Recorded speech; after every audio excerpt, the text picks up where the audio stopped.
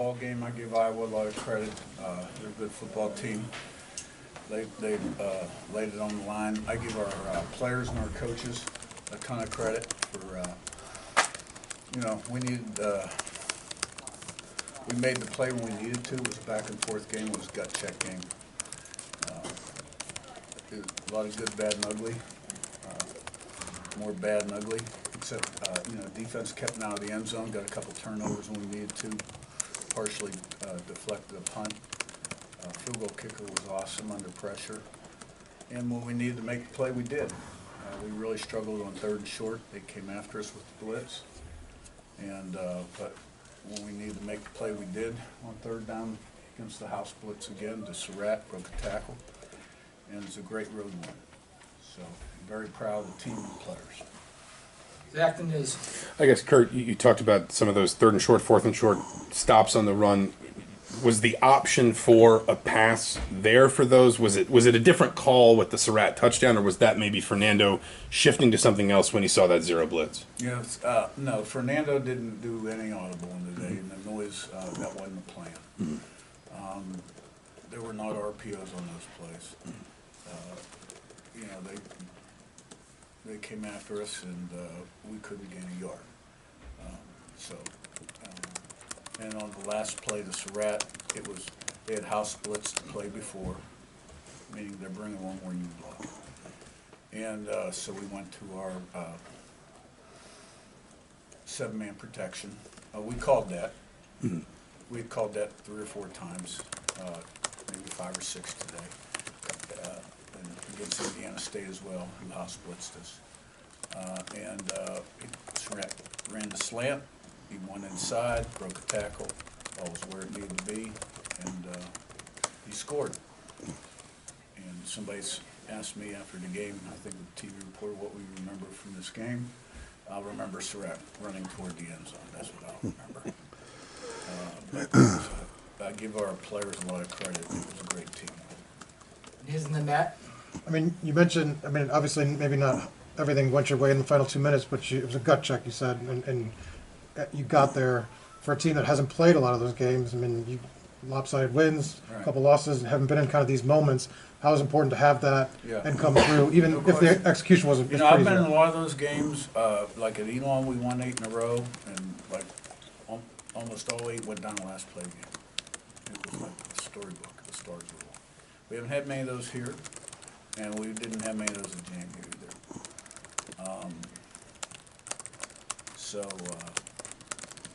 I thought our coaches did a great job, and our players. When it was game on the line, I did what I could do to keep everybody kind of loose, asking everybody if they're having fun.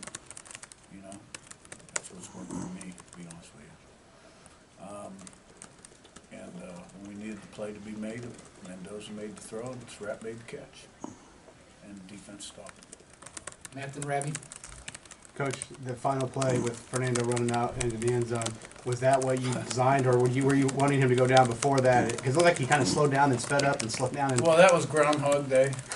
When we beat App State, our first Sun Belt game at JMU, after they had beaten A&M. We have something called victory delay, and I got to get a clarification from the Big Ten. Okay, Iowa had all 3 timeouts left. I think there were 16 or 17 seconds left in the game. So in theory, like if you took a knee, you can only run 8 seconds off the clock because they got 3 timeouts left. So we have something called victory delay, where he goes back and he delays, delay before he gets hit, and then takes a knee. You're trying to run 4 or 5 seconds off the clock. Well, Iowa didn't even rush on the first one, and he went back, and and then the ref blew the whistle. And one guy on the sideline gave me one interpretation, and the referee gave me a completely different one. So the last play of the game, we had to take the snap from the shotgun and run into the end zone.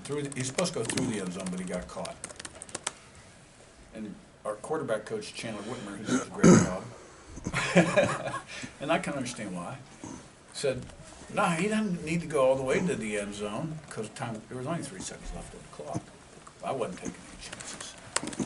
It was a hard-fought game. I give both teams a lot of credit. Rabbi and Seth. Take us through Surratt's play, if you will, just sort of. Yeah.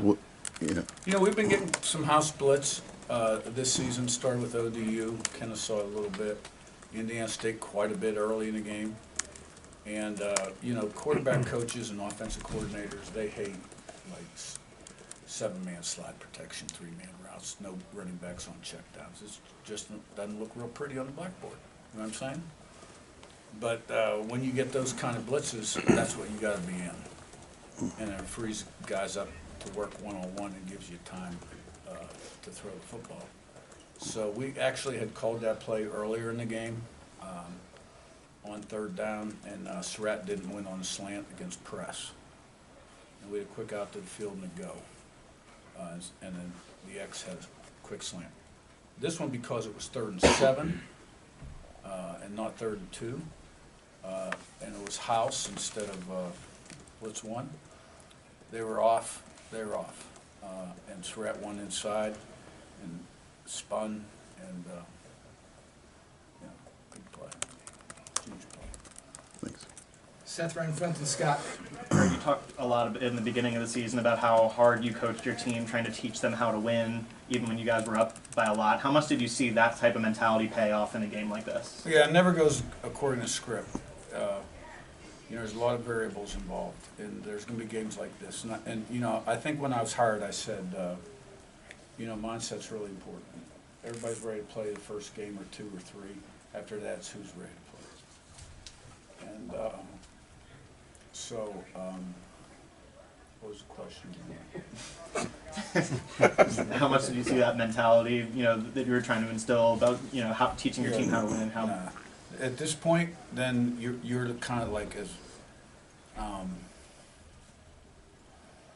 you know, when Mendoza got hit on the sideline, they didn't call roughing the quarterback.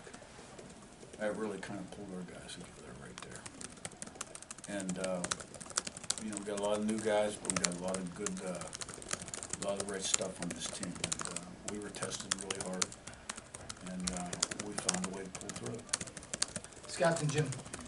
Is it important to come on the road and play a team like this and get in this kind of a struggle, knowing what you will face in the next week and then throughout the rest of the season? Well, I think, you know, all wins are great. You know, we got a week off. Coaches have a day off tomorrow. We're 5-0.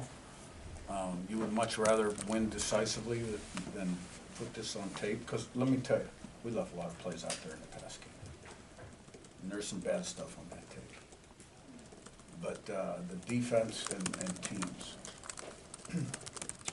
but I give Iowa a lot of credit. And but to go in a hostile environment, this is a hard place to play. They got a great home record. They were juiced up for this game, and come out with a win when maybe you didn't play your best, and a lot of it's because of them. It's huge. Yeah. Jim and Zach B. Curt, with what the success they were having in the first half, preventing the pass game from getting going, looking back quickly, is there some things that you maybe could have done play calling wise to shorten? Well, the first pass we threw, the right guard got beat, got smoked. 4-man rush, sacked, 3rd and 2.5. And that kind of spooked everybody a little bit, I think. And, you know, guys got to trust his technique and not guess what the 3 technique's going to do. And, you know, came in at halftime and looked at the stats, we'd only thrown 8 passes. Holy cow. And they'd thrown 17. That last drive at the end of the half, 17 seconds or 27, and we found a way to get 3 points out of that was huge. Huge. And then after that, you know, I thought things started well the first drive of the 3rd quarter. I thought, okay, here we go. But then, nope. And, you know, it became what it was. Zach B on your left, last one. When Fernando threw that interception late in that 4th quarter, what did you see from him on the sideline afterwards? How did he react to that? I didn't see him on the sideline afterwards. You know, it was another house blitz, and he did a good job of escaping. I thought he was going to run it, you know, throw it, and overthrew Cooper a little bit. Guy made a nice play, 6, good player. I'm just glad he didn't score. You know, he'd come off on the sideline and, you know, maybe there was a play left on the field and he knew it was left on the field. You know, there were a couple times in the third quarter where I noticed in the pocket he had lowered his eyes, you know, which he hadn't done in a long time. But, you know, I was putting some heat on the quarterback, and then he was pulling the ball in the run game too, you know, putting a lot on the guy. But at the end of the day, he passed the test because he made the key play. All right, thanks for Thank you. players.